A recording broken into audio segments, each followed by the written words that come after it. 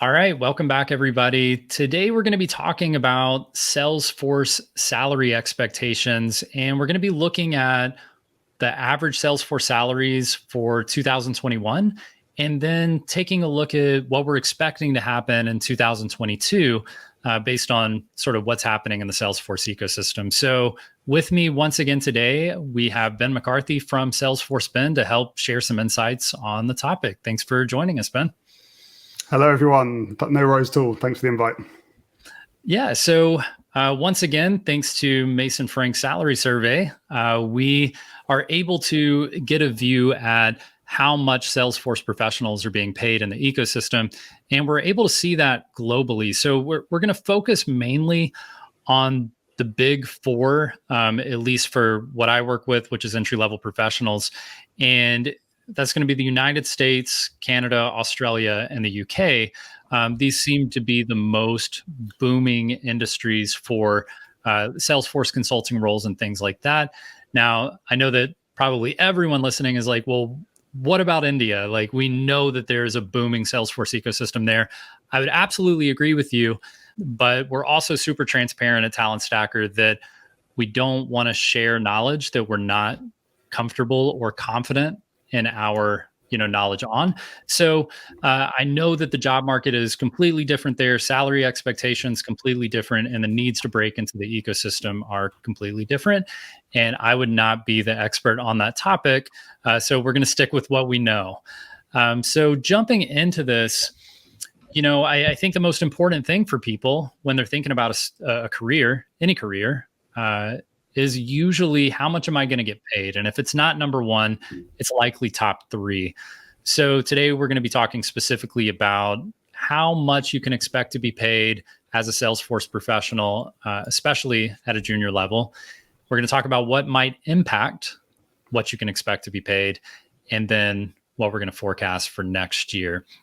So going right in, let's first talk about the fact that there's a variance. Some people start a career in Salesforce. We typically see like the average for Talent Stacker members right now is $72,000 is the average entry level salary. And by entry level, I mean no Salesforce experience. And then I think it's safe to say that entry level, you're going to make somewhere between 60 and 80,000, somewhere right in there. But one of the main questions I get around salary is, okay, well, I don't want to make 60. I want to make 80. And you said it's between 60 and 80. So how do I get closer to 80 when I'm looking at an entry-level job where I don't have any hands-on experience yet? So I'll tell you what the survey says, but I would love to hear, sort of your perspective, Ben, on how you might influence, what you might expect to be paid and try to demand a little bit more money coming into your first Salesforce role. Yeah, good question. I would think I would play to your strengths. I mean, this is your first role, and to be honest, I would say if you're really keen on landing a role in the Salesforce ecosystem, just don't be too picky, because Salesforce salaries accelerate at such a rate that if you do start on 60, you're pretty sure you can be on 80 within 2 years quite comfortably. But I would say play to your strengths, because ultimately you are an entry-level Salesforce professional, but you might have marketing automation experience, you might have vertical experience in manufacturing, automotive, financial services, or something like that. And if you're going to one of these, if you have financial service experience, I would recommend applying to a financial services company, because the value that you're going to add is going to be way more than some other people that you're, potentially competing for the same job for. So I think there are some things you can influence. Additional certifications also, if you're applying to a Salesforce consultancy, which I think is one of the best places for entry-level candidates, because you're surrounded by people working on different projects, a lot more experienced people than yourself. So great place to learn. And if you've got more certifications, they get more points, which contribute to their Salesforce partner level. So they will most probably pay you a bit more because of that. Yeah, I think those are all very valid points, and to your point, there's like this whole rabbit hole of how consultancies that are Salesforce partners are scored based on the certifications that their employees have.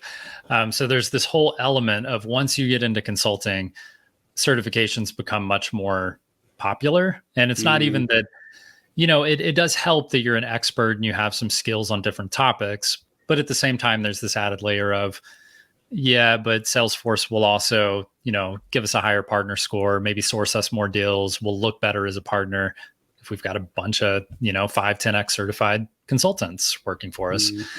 Yeah, I think that's a great point. And yeah, the more certifications you get, it's probably going to give you some leverage. And I definitely have heard of people, especially starting careers at consultancy saying, I had 3 certifications instead of 1, so I got a little bit better offer. Maybe I got 5K more or something like that. So I think that's a great point. So the survey from Mason Frank, I think we have to dissect this a little bit. So the number one thing that influences your Salesforce pay is your Salesforce experience. And obviously that's true. But when we're talking about entry level, chances are you might have some volunteer experience, but that's going to be about it. So as far as the survey is concerned, yeah, Salesforce experience if you're moving on to maybe your second or third role, but definitely not entry level. Your exposure to large projects, that's another one where you're going to have to be a Salesforce professional already for that to influence your pay. And the next one is general IT experience, which I think, clearly if you have those transferable skills, and I think transferable skills is a whole conversation, but especially if you're coming from another background, like you had a developer role somewhere else, or you worked as a administrator on SAP or Microsoft Dynamics or HubSpot or something like that, clearly those can impact your ability to sway someone into thinking you should be worth a little bit more. I guess, have you seen people coming over with other IT backgrounds, or is there anything that you feel like transfers best? If I'm somebody who technically works in the IT space right now, is that something that you would value if you were looking into hiring or recommending people for roles? Yeah, I think it just adds slightly less risk. If someone's coming from, let's say they were a hairdresser or something like that, I think there'd be certain, hairdresser, great customer service skills and stuff like that, but there'd be certain soft skills around a job outside of the IT industry that you might not have, like requirements gathering, for example, very, very important in kind of any role really that you're working in Salesforce. So I think there's just slightly less risk. So I think it definitely will help. Yeah, that's excellent, and I think you brought up a really great point about soft skills, and I think this is something that the employee or the candidate often overlooks. It's almost like if we don't have tech experience, then we think we're worthless as a tech expert. Like, well, I have nothing. And the only thing I have is maybe my certification, but otherwise I have nothing. And we look back and you mentioned, like a hairdresser, someone who's coming from a service industry. And one of the biggest moves I've seen, especially during the pandemic, was hospitality transitioning into Salesforce careers. And at first it seems completely disconnected. But then when you look closer, it's hotels and the travel industry are struggling for an extended period of time. People are unsure where their future is going, working for, say, a major hotel chain, and they're looking for a way to transition. And it's really impressive to find out that in hospitality, your communication skills are through the roof. Your ability to communicate with people who are maybe in a frustrated state. They're elevated, they're anxious. Maybe they just got off of a 12-hour plane ride and they're just trying to get into their hotel room. And you know how to talk to those people, and you know how to control the situation and make people feel comfortable in maybe an uncomfortable situation. And all of these soft skills are so beneficial. And I would argue that employers are pretty aware of that. So it's really up to the employees to showcase those soft skills. So I think that's a great point to know your transferable skills. And sorry, just to add on to that, so we've kind of spoken about, industry like financial services and these softer skills like working in hospitality and working with customers. But you've also, let's say you're from a call center, call center background or something like that. You're going to have a bunch of soft skills, which are going to be great, but you're also going to understand customer support systems very well. You're going to understand the needs of the user, and what type of features to implement for those users to make their life easier. So perhaps if you're from that kind of background, applying to a job, or a Salesforce end user that uses Service Cloud or something like that is going to be a lot more beneficial. And it's the same for marketing automation or Sales Cloud or anything like that. So definitely play to your strengths. Yeah, I love that too. And the segue into, you mentioned like you might even use Salesforce at your current company, and you may or may not know that. If you work in support, you might be using Service Cloud, or if you work in sales, you might be using Sales Cloud.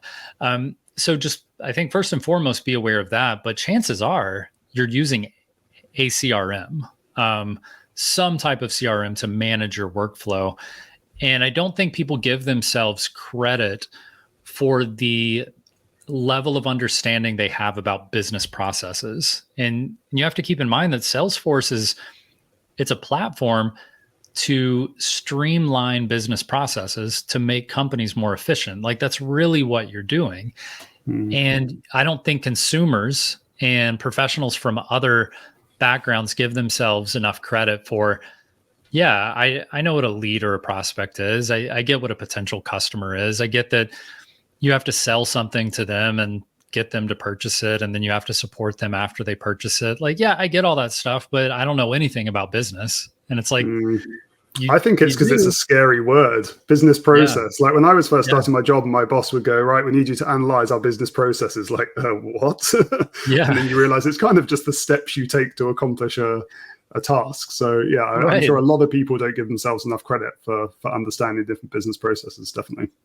Yeah. I think that's really fair. So another one that comes up here is college degrees, and this is definitely a hot point for me. So I'll stay away from letting it be a hot point in this conversation. But college degrees, I mean, what impact do you see with college degrees on, I guess where does it fall? Is it, certifications, end user experience, IT experience? Maybe you've got some really great soft skills, and then you don't have a college degree, or you do have a college degree. And how does that, I guess, how do you see that influencing your ability to compete in the Salesforce space?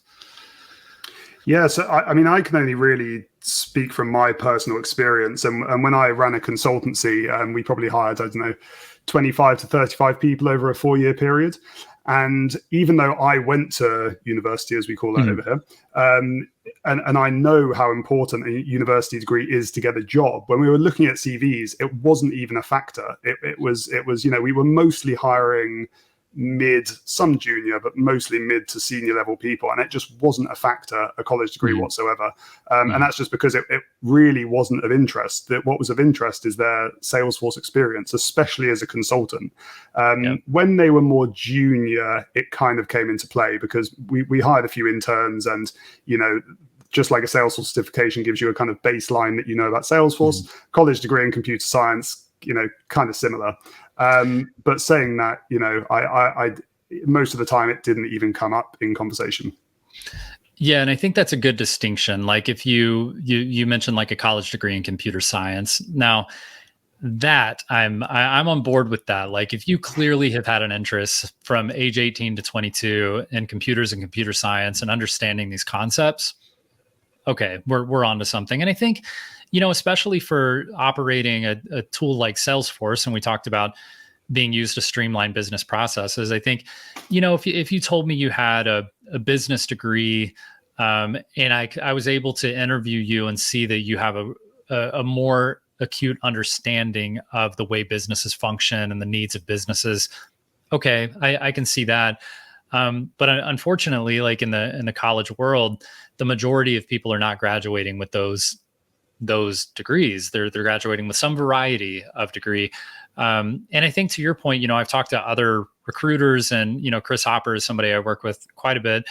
And, to his point, he's like, it's funny because the college degree is almost always listed in the job description, and it's almost never brought up in the evaluation. So he said, it's really interesting that college degrees are one of the things that weed people out of applying for jobs, but it turns out we don't even take it into consideration, 95% of the time. So I think that's a good thing for, people to be aware of, that just because you see a job description and it says something is required, required doesn't mean the same thing on a job description as it means in the rest of the world, I think. Yeah, definitely. So I think that's a lot of, when we look at what the Mason Frank Salary Survey says about, or I keep calling it the Salary Survey, but it's really just their general Salesforce survey, about the influences of what you can be paid. And I think what we've seen, at Talent Stacker, we specialize in getting people entry-level jobs in the Salesforce space. And I think what we've seen is I do agree that if you have Salesforce experience, okay, yeah, that's the mecca of what you need to get a Salesforce job. What I think people, and based on the survey results, people still underestimate is your personal branding on platforms like LinkedIn and your ability to interview. So I think that's two things that, I wish the ecosystem better understood, was that your LinkedIn branding is going to be very important on your ability to make someone feel confident in your actual abilities. It's funny because LinkedIn is, it's a social platform, a professional social platform. And it's a place for you to sort of house your resume on your profile.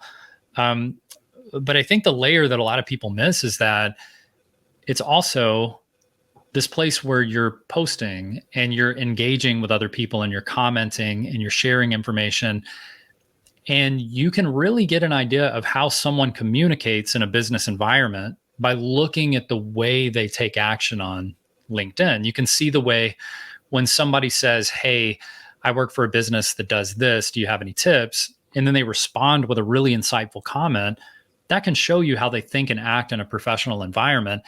And to me, that can absolutely influence, even outside of how many certifications and your background and all this kind of stuff, just the way they can see you interact can influence their willingness to give you a competitive offer. So I think LinkedIn is one of them that I wish people knew more about or took more seriously. I think people know about it. They just don't take it seriously. And then interview prep is so often overlooked. It's like Google the top 10 Salesforce interview questions, and that's all the prep they do.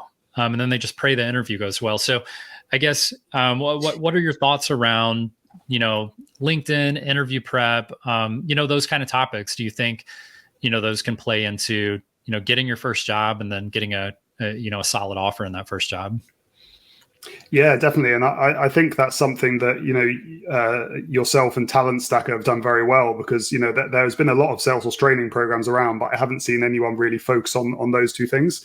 And I kind of had a person, last time I applied for a job was maybe 5 years ago or something like that. And my personal brand personally played a big part in that. And mine was not necessarily commenting and sharing. Well, it was sharing articles on LinkedIn, but it was more Salesforce Ben. But it definitely helped with the brand. So I can definitely see, and I think sharing and commenting on LinkedIn is obviously one thing to build your brand, but also there are so many different mediums that you can participate in now to build out your personal brand. So blogging is one, YouTube's another. There's a lot of people on LinkedIn. I know you share. You think of a topic and then share your thoughts in the form of a status. That's another way to do it. Kind of like mini blogging, I guess. Definitely a massive thing. And I think the thing that's always, people always ask me, how has your personal brand helped you? And I think the thing is, it helps build trust with someone you've never met before. It kind of, people always say first impressions always count, and it's almost like that's out the way because they've kind of got the first impressions already from seeing you online. So even when I was running a consultancy and selling Salesforce projects, when someone has heard of you before, you don't really need to build that rapport because they know who you are and they think you're all right. And in interview prep, yeah, I mean, I think that's very important. I mean, you said like, just Googling interview questions, and we've got a bunch of interview questions on Salesforce Ben, but they're kind of more aimed towards the technical side of things, just to make sure you've got your base knowledge. So if someone asks you what's the difference between the role and the profile, you can answer that. But of course, there's going to be a lot of softer ones which are going to help you as well. And I think almost to help with interview prep as well. Like, I don't know the details of what you guys do, but I'm sure it's very good. But also kind of networking with people at events when they're back on and things like that. I just think it helps you build up your skills to kind of talk about yourself and talk about your skills to someone you've never met before. Yeah. Getting the confidence to do that. So yeah, definitely two important topics, I think. Yeah, that's key. And I'll sort of comment there because I think it is important. I think the first thing you mentioned is like all of this communication that's happening. Like, I think people say networking, and then it's like, well, what is networking? And like, that is exactly what we're talking about right now. It's just being involved in a community of people. And if you're involved in the Salesforce community, which is massive and just so much attention on the Salesforce community, it is so easy to network, which is just hanging out in communities and conversing with people. And you can do that in person at Salesforce meetups, and they do their world tour and Dreamforce and all these different events surrounding Salesforce. And then there's just as many virtual meetups where you can hop on a Zoom call and talk to people. And it can all seem so like meaningless because it's not tangible. It doesn't, like, no one gave me a job offer when I went to the meetup. And it's like, yeah, because the point is just to get exposure and to get people to know you and be part of the community. But, one thing that I think I've learned here in the last couple of years is that if you are engaging on a platform like LinkedIn, or you're at a professional meetup, whether it's in person or virtually, I like to say that every interaction is an interview. So treat it like an interview. Like, if you decide to go to a Salesforce meetup after party and you have 6 drinks and you are not yourself and you're like a little out of control, you're still in your interview. Just so you know, like, you are around other professionals. They're looking at you, they're watching you. And when they see your resume hit the application stack, they know you, and you want them to know you as a professional and as that, the version of yourself that you want them to see. So just keep that in mind, whether it's a quick message on LinkedIn or it's shaking hands at a meetup. These are all effectively interviews because it is the perception that people have of you. All right. So I think probably everybody's ready to actually hear about salary numbers. Let's do it. Let's look back at 2021. And the first thing I want to point out is the Mason Frank survey uses the term junior. So that does not mean entry level. That means somewhere between 0 and 3 years of Salesforce experience. So I think this salary survey historically has taken a little bit of heat for being seen as inflated, like the numbers are inflated. But I think once you understand the data and see that a lot of the people, taking the survey are going to have 2 to 3 years experience, and that plays into these junior level salaries, that it actually checks out pretty well.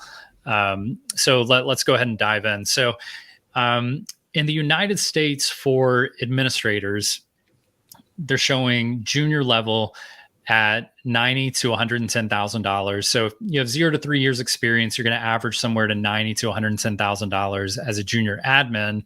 And then we see analysts averaging $95,000 to $130,000. So a much bigger gap there for the admin and analyst roles. And we'll have all these numbers in the show notes. So if you want to sort of follow along there, that's probably a good place to go. And then I'm just going to go ahead and go over the junior numbers for each country that we're going to cover right now. And then we can sort of talk about how we feel about that. So admins in the United States, 90 to 110,000. Analyst in the United States for junior roles, 95 to 130. When we swap over to Canada, junior admins are looking at 75 to 95,000. Junior analysts are looking at 80 to 107,000. And we switch to Australia now. Your junior admin looking at 90 to 110,000. Your junior analyst looking at 110 to 130,000 in Australia. And then UK adjusted to the US. These are all these numbers are adjusted to US dollar. In the UK, the junior admin looking at 35 to 55,000. and the junior analyst looking at 55 to 75,000. So I know that's a lot. Trying to just throw the numbers out there quickly, and again reference the show notes to rehash those numbers. But I guess first of all, what are your thoughts, Ben? Are those, I don't know if you even were able to digest the numbers I just threw around, but what are your thoughts? Are those in the wheelhouse of, yeah, that seems reasonable, a little high, a little low? I mean, I guess what is your initial reaction to some of those numbers? I mean, I can only really speak from the UK, but I would say they're pretty bang on, to be honest. Admins, you're going to be, I mean, I have to convert to pounds, but it's like £25,000 to £30,000 that you're going to start on, going up to, as it says there, kind of probably 40K as a junior. So yeah, pretty bang on, I'd say. I mean, I'm just astounded that the US is literally like nearly triple what the UK is. I did loads of research into this, going like there must be some mistake here, but nope. US just earns a lot more than the UK. So I would love to dig in there while we have you, because there are some Salesforce experts in the UK, obviously, but I think you clearly lead a lot of the conversation. And when people think Salesforce experts in the UK, I think your name is definitely, if not top, it's top 3. And so, I mean, what are your thoughts there? I think first I'd like to know, what do we see in the UK, like junior level, 0 to 3 years? Is there ever any point where you do see, once you reach a certain level of seniority, that it does become sort of globally comparable, where it's like, you keep leveling up, and once you have 7 years experience, you are looking at, 6-figure Salesforce salaries in the UK? Or does it never really, get to that level? Yeah, I think so. Yeah, there are some major different. I thought there must be something like, I don't know, you guys get taxed way more or something like that. But actually, it's just because the tech industry is just I mean most of the huge tech companies are based in the US, and the demand is just there, and therefore they get paid a lot more. In the UK, 6 figures in terms of pounds would be rare for a Salesforce professional. In dollars, you'd reach it fairly comfortably. Technical consultants, functional consultants. When you end up on the senior end of that, you're probably going to be earning like £80,000, which would be like just over $110,000, maybe something like that. I think to earn the real big bucks, you're going to need to be a technical architect, not necessarily a certified technical architect, but technical architect, or going into kind of manager level solution architect. Kind of level, but it is just about the tech demand in the US, why the salaries are just absolutely massive. I think that's sort of what I found too, but also going back to, I'm not the expert on everything, and that's definitely not my strong suit, is understanding some of these concepts.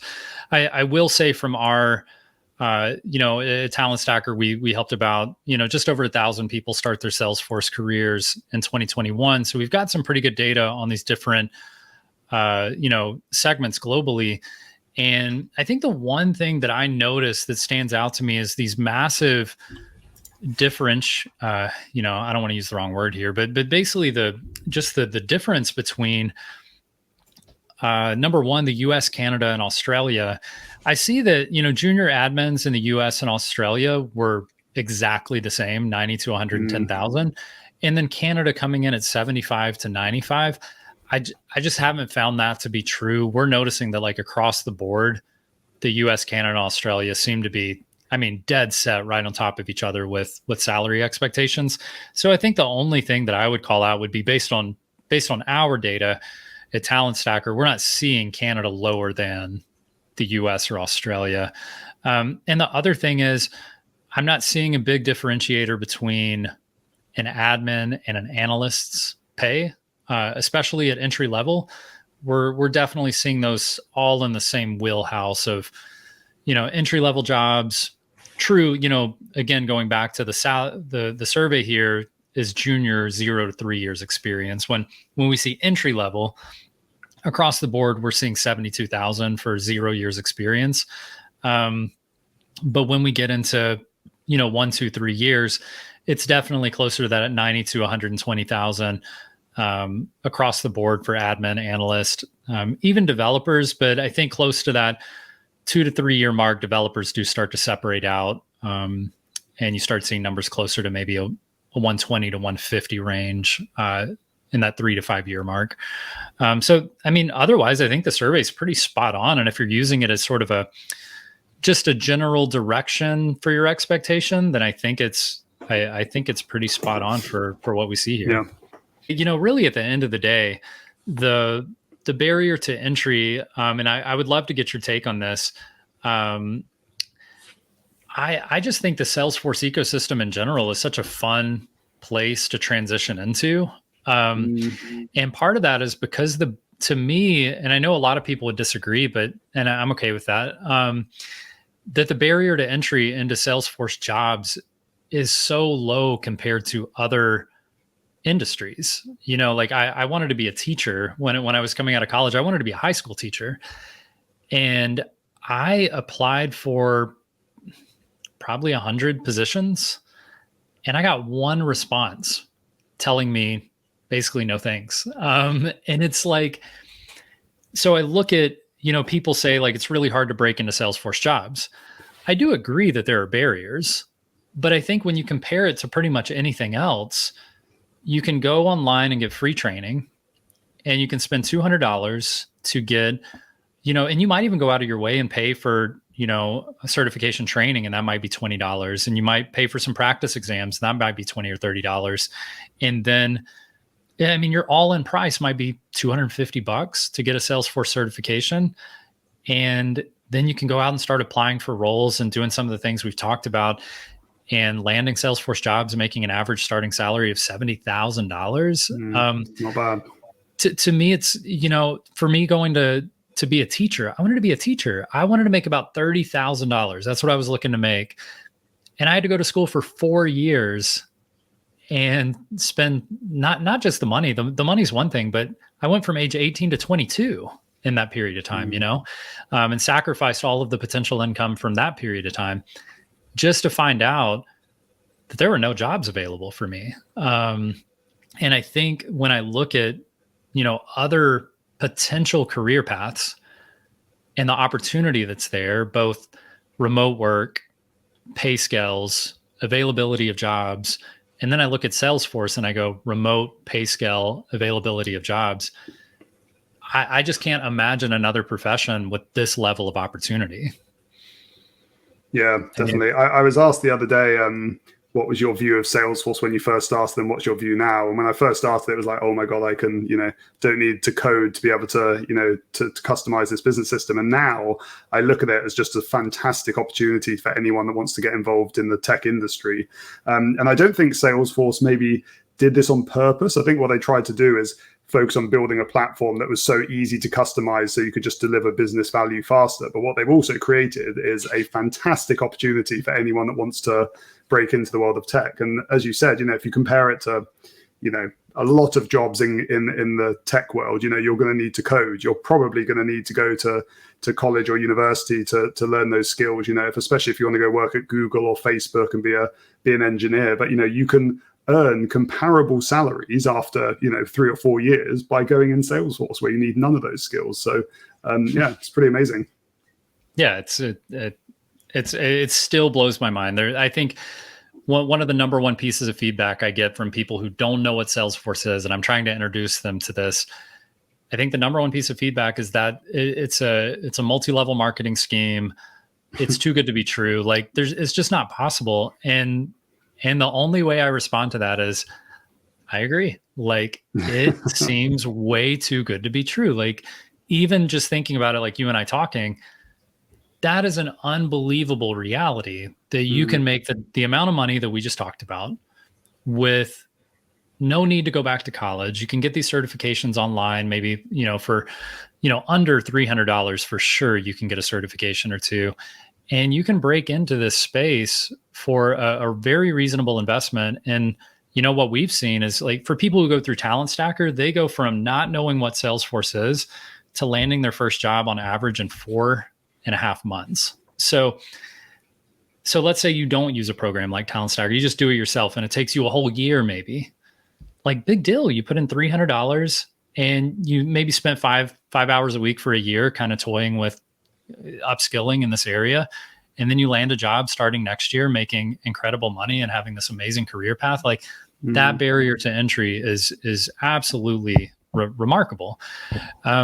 So I think I put sorry, Bradley. I put I'm on Reddit a fair bit, and there's a subreddit for London, and I always see people kind of writing on there explaining, where shall I live in London because I'm only earning this amount, under £30,000, which is very hard to live in London if you're on under £30,000. So I thought I've got a post called Ultimate Guide to Getting a Salesforce Job, which kind of gives you everything you need to learn what Salesforce is and how to get a job. So I posted it on there, starting a thread going, if you want to break into the tech industry, why not think about Salesforce? The post doesn't sell anything or anything like that. Just explains what Salesforce is and how to get a job. And it got downvoted so much, and people were commenting like, "What are you trying to scam us with?" And I was like, "Oh God, what have I done?" So I haven't tried that again. Yeah, I can't even get on Reddit. It's like, if I share anything, because I do have a product to sell, right? So like, as a product owner, I don't even have to share anything about paying. They're just like, immediately, it's like, I looked you up and this is you, and you're obviously trying to trick us. And it's like, oh man. I do love it, but it's the anonymous factor just gives people the ability to just say whatever they want. Yeah, I think we've got a couple of positive threads about Talent Stacker. It's like a random person will say, "Has anybody tried Talent Stacker?" And we've got a couple of those that go in a very positive direction. And I was just baffled. Nice. I was like, wow, we got like positive traction on a Reddit thread for a paid program. Nice. Like, that's all right. So, I think, coming out of 2021, going into 2022, Salesforce salaries look pretty incredible. So I think the next logical question is there anything that could burst that bubble that could sort of ruin it for everybody? What are we looking at as far as, is there anything you see that could make you think, maybe, sort of salaries going into 2022 and maybe beyond in the next, 2 or 3 years? Is there anything you see that is a credible reason we could see those salaries adjust or sort of plateau? Yeah, I mean, I would imagine, there's a huge skill shortage at the moment, and there's so many programs, like Talent Stacker, like Salesforce have got Pathfinders and Talent Alliance, and all these programs to help get as much talent for the ecosystem to continue growing, because ultimately it's going to halt Salesforce's growth if there's not enough people to implement or administer Salesforce end users. So I think it has the potential to bring salaries down. In the UK, I think they're probably, 25k for an entry level, 25k pounds for an entry level Salesforce admin is probably as low as it's going to get. But I don't know, maybe it could come down in the US. I don't know the market that well, so it's hard to say. But if the market gets flooded with people, and I think it's important to say that in the US, it's already so saturated. Salesforce's product, like the growth of the amount of licenses they're selling in the US is a lot less than Europe, because Salesforce has been there for a lot more years before that. So the growth is slowing down, so maybe that could affect it. But I would have thought it would have come down over the past few years, to be honest, because especially since Trailhead came out, and I would have thought that that's completely democratized learning Salesforce, but it hasn't happened yet. So maybe it won't happen at all. Yeah, I think that was my thought too, is that I think it was 2014 that Salesforce introduced Trailhead, and I think that was my initial thought, was that, all right, Salesforce has finally put the time and energy into developing a free resource for people to come learn how to use their platform and upskill to have talent. And it's only a matter of time before Trailhead, this free resource, just floods the market with talent, levels out salaries, and creates a more competitive market. And now we look up 7 years later, and we are seeing a bigger gap between talent and demand for talent than we've ever seen before. It's truly, once again, it's truly unbelievable. And, you can see other, sort of indications that Salesforce is keenly aware of this. Like I've talked to people working at Salesforce, and they're very aware that this is a problem. And so you'll see that, like more recently, they've stopped making you do Salesforce upkeep exams 3 times a year. Now they're down to 1. You no longer have to pay to maintain your Salesforce certifications. You just take the upkeep exams and move along. And there's a lot of discounts and free exam voucher giveaways and just all these incentives to try to get people to get out there, upskill, get certified. And definitely the biggest issue is the difference between getting a certification and landing a job. There's a lot of space in between those two things. And we talked about a lot of that with, your interview skills and your personal branding and understanding your soft skills and transferable skills. And, I think there's a lot of room there, but I think for anyone who thinks the Salesforce market is, saturated, or that, it's impossible to break in without the right degree or the right background, I would recommend, coming back and giving it another shot, and maybe you'll have a different experience this time, because there's a ton of opportunity right now. Yeah, definitely. But I think I'm not going to try and pass this as off as my own opinion, because it's actually yours when we spoke about the job trends for 2022. But you mentioned, with Flow coming up, and Flow being the only automation tool that's going to be used on the platform, getting rid of workflow rule and process builder. Flow has a fairly steep learning curve. And that is a massive way to differentiate yourself. And I think you said something like the declarative developer or something. So you could have the admin role split into more administrative and more, declarative developer, which might see salaries come down a bit on the, if you're just purely administrative. But that's something that, I think if you're just starting to get a role in Salesforce, Flow is something that should be on your horizon to learn, because it is so powerful, and it will make sure you can stand out from the crowd. Yeah, it's a great point. If you're not aware of Salesforce flows and the sort of the power they have, then I would certainly recommend, looking at a couple of trails on Trailhead about flows. There's a lot of great resources out there. But it's a really good point. And I think you could definitely see probably a Salesforce automation or flow certification, coming up soon, because it's a different beast. All right. Well, I think we gave a pretty good overview of, what's going on from 2021, what we're seeing going into 2022, and still a pretty amazing Salesforce ecosystem out there. So next, we're going to be talking with Salesforce Ben about Salesforce certifications and sort of what the trends were with those in 2021 and what we'll see coming into 2022. But as always, Ben, thank you so much for joining us and helping share all that knowledge you've got. No worries. It's been a lot of fun. Thanks a lot.